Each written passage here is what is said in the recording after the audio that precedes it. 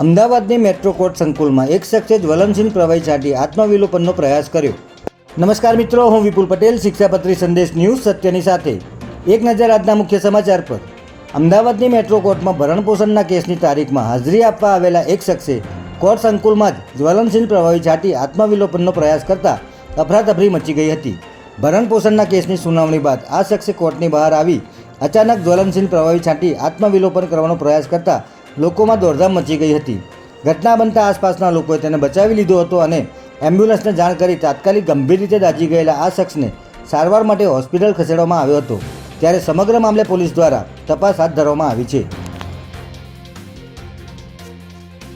અમદાવાદ શહેરમાં મહિલા અને સગીરાઓની સુરક્ષા સામે ગંભીર સવાલો ઊભા કરતી વધુ એક ઘટના સામે આવી છે, જેમાં નરોડા વિસ્તારમાં મુઠિયા નજીક આવેલી શ્યામ ઉપર નામની કન્સ્ટ્રક્શન સાઇટ પર 17 વર્ષીય સગીરા સાથે 3 શ્રમિક યુવકોએ બળજબરી કરી છેડતી કરવાનો પ્રયાસ કર્યો હતો, પરંતુ સગીરાએ હિંમતપૂર્વક વિરોધ કરતા ઉશ્કેરાયેલા શખ્સોએ તેને નિર્દયતાથી 10મા માળેથી નીચે ફેંકી દીધી હતી।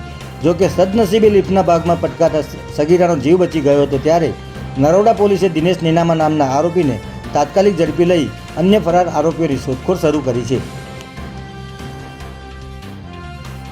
ભાવનગરમાં નકલી અને ઝેરી દારૂ પીવાથી સર્જાયેલી દુર્ઘટનામાં વધુ ગંભીર બની છે, જેમાં જિલ્લા કલેક્ટર દ્વારા અત્યાર સુધીમાં સત્તાવાર રીતે 7 લોકોના મોતની પુષ્ટિ કરવામાં આવી છે, પરંતુ 46 કરતાં પણ વધુ લોકો લઠ્ઠાની ઝપેટમાં આવ્યા હોવાનું અને હાલ 39 જેટલા દર્દીઓ ભાવનગરની સિવિલ હોસ્પિટલ અને અન્ય ખાનગી હોસ્પિટલોમાં સારવાર હેઠળ હોવાનું સામે આવ્યું છે।